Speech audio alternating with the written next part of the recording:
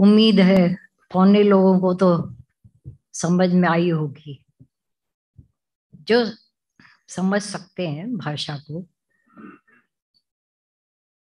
आज की वाणी ब्रह्मवाणी, अगर आज नहीं चेंज हुआ कभी नहीं होगा। फिर ऐसी घाव करे गंभीर, थोड़ी थी वाणी लेकिन गंभीर घाव करने वाली। अगर इसके बाद भी नहीं चेंज आई, कई बार लगता था हम लोगों को जब हम लोग आते थे, ये गुरु हम लोगों में से जो क्या उम्मीदें रखकर बैठा है और हम वो नहीं है। तो कभी तो इनको गुस्सा आता होगा गुरु को भी कि इनको निकाल कर फेंक दे, जैसे गीता भगवान ने अभी भी बोला कि बालकनी से फेंक देंगे जो मूड ऑफ करके बैठे रहेंगे, शक्लें ऐसी करके बैठते हैं।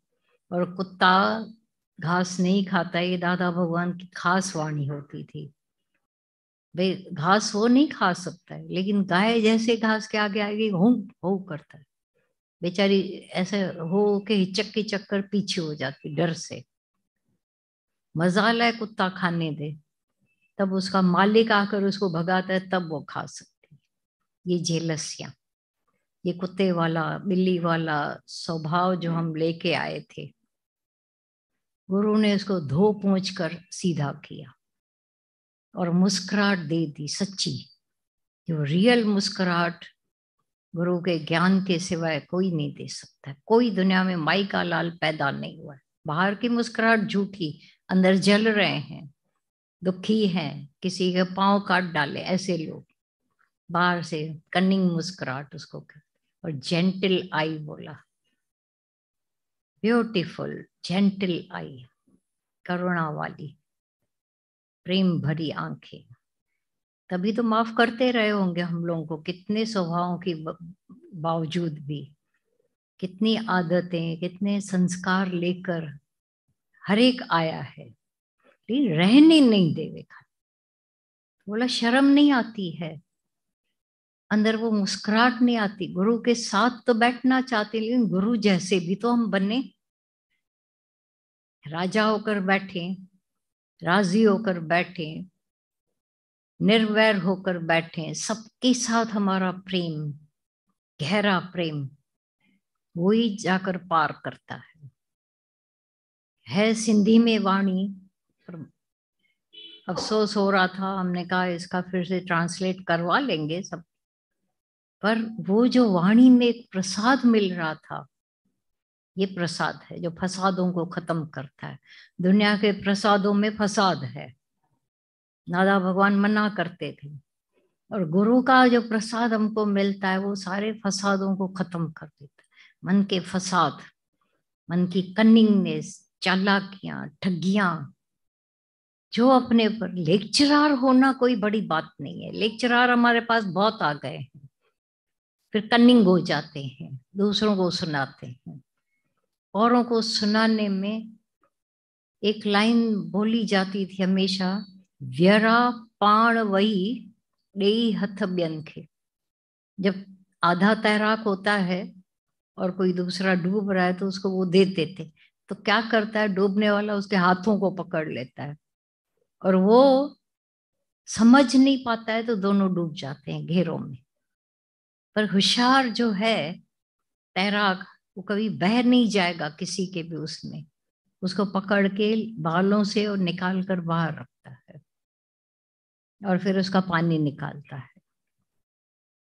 व्यरा पाण वही, आधे कच्चे गुरु, बोला गया था तुम जाकर लेक्चर भी करना, माना सुनने में सुनाने में सुनना हो जाएगा, पर ये भूल गया कि हम अपने उद्धार के लिए इशारा कर रहे हैं, लास्ट तक अपना उद्धार नजर में होए।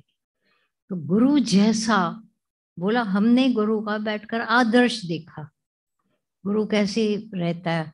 देखा जाए गीता भगवान को कभी प्यार मिला ही नहीं गुरु का, पर कभी शिकायत नहीं, कभी मुंह ऐसा छोटा करके दिखाया नहीं, कभी ऐसा बोला नहीं, कभी कुछ शो ही नहीं था उनका, दिखावट ही नहीं थी। अपने प्रेम में मस्ती में सर्वों को प्रेम किया। उसमें भरपूरता थी। अगर वो भी ऐसे बैठ जाते, जो बोला सच्चाई बोली, तो आज हम लोगों में से किसी का भी फायदा नहीं होता, उद्धार नहीं होता। तो जब भी याद करते हो तो ध्यान में आता है ना उनकी मुस्कुराहट भरी, बाहर का सौंदर्य, अंदर का भी सौंदर्य। ये भी कोई बड़ी बात है, ये तो कोई महादेवियां कोई अवतार प्रकट होते। बाहर की भी सुंदरता हो गई और भीतर की भी हो गई, सूरत सीरत दोनों, जिनको देख कर बिल्कुल अंदर ऐसा आ जाए, भगवान को बिल्कुल साक्षात देखने की कला आ जाती है वहां। पर जब हम खाली अपने में, बोला अपने में मरे गरे रहते हो, देखते भी नहीं हो तो हमारा गुरु क्या कर रहा है, वो कैसा रहता है, सबके साथ प्रेम, बड़ी बड़ी बातें करें। आप सबके साथ एक जैसा प्यार करते हो तो तुमको नहीं करना है, बहुत कठिन है। तो छुड़ाने से भी तो छूट नहीं सकता है व्यक्ति, कठिन है, असंभव तो नहीं है ना, मुश्किल है। ओके, मिलकर मेहनत करते, हो जाता है आखिर। शनै शनै अभ्यास ऐसा तो है, क्यों कृष्ण भगवान ने स्वीकार किया अभ्यास और वैराग्य, अभ्यास और वैराग्य। वो आखिर जड़ बुद्धि को भी, जड़ मति होत सुजान, जड़ मति करत करत अभ्यास के, जड़ मति होत सुजान। जड़ मति थी सबकी, हम लोगों में जड़ता पड़ी थी, उसको सुजान जिंदा किया गुरु ने आत्मिक भाव देकर, क्योंकि अभ्यास में लगा दिया। वैसे कोई अकेला अभ्यास करते हैं, गुरु ने घर सत्संग में अभ्यास करवा दिया, आखिर आखिर आखिर आखिर श्रवण मनन निध्यासन हो ही जाता है, प्रैक्टिकल हो गया। क्या डेली लाइफ में, यहाँ हम श्रवण करते थे, वहां बाहर जाकर के कुछ न कुछ परीक्षाओं को देना पड़ता था। किसी ने अपमान किया, किसी ने निंदा की, गुरु की निंदा नहीं सहन होती थी, किसी को भी नहीं होगी तो भड़क, तो देखा जाता था वे पहले से भी अभी गंदे हो गए, हमेशा चिड़े रहना, मेरे गुरु की निंदा करते। तो गुरु की निंदा क्यों करते हैं, ये अक्कल नहीं आई थी। जब आई तो देखा हमारे मेरे ही कुछ ऐसे लक्षणों की वजह से गुरु की निंदा होती है। वही फिर वाहवाही करने लगे क्योंकि अपने लक्षण सुधारे।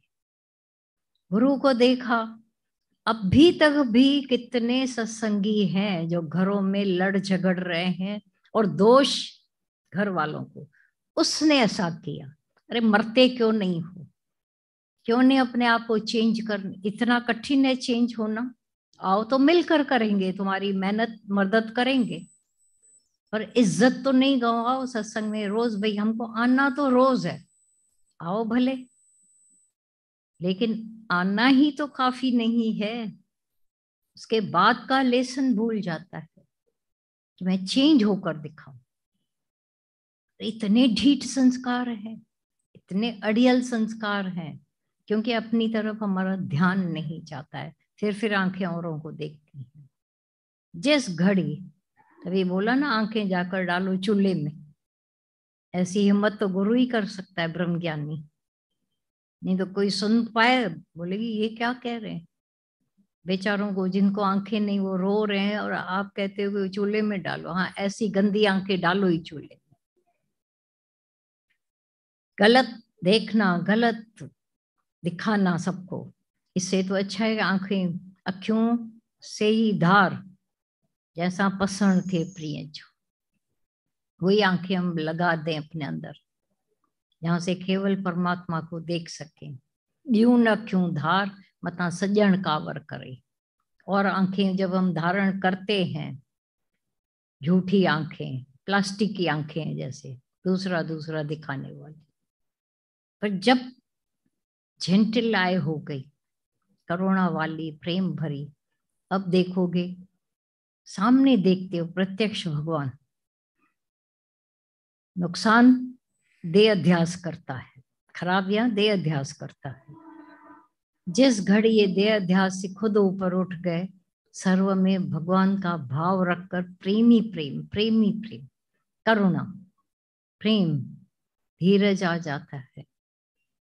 क्योंकि जब भी सत्संग सुना, अब तुमसे भूल होती है, होती नहीं, करते हो।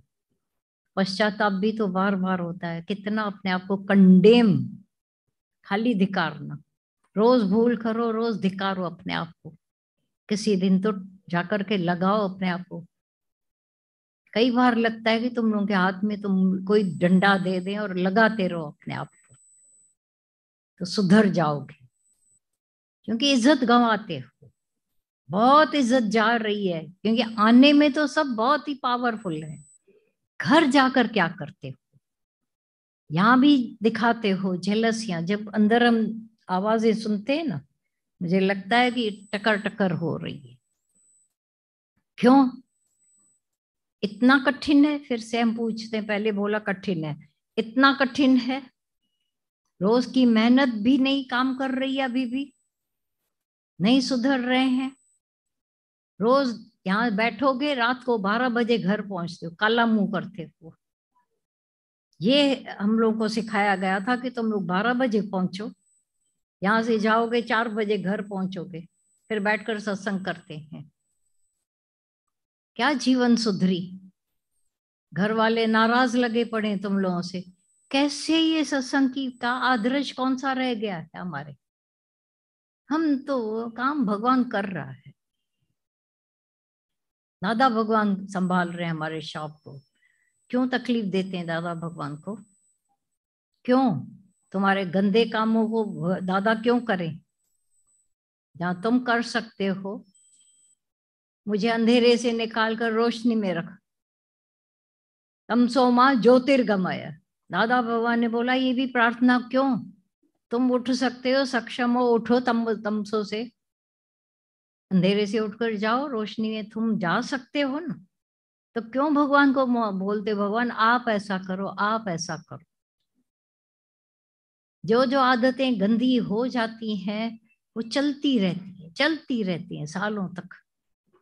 कभी तो अपने आप को अंदर आवे, अपने पर सिंधी में आता है बुच्छा, अपने पर ऐसा जैसे नफरत आवे। जो हम औरों से नफरत करते थे, अपने से नफरत करें। धिक्कार देवे अपने आप को कि आना जाना, जूते घसाना,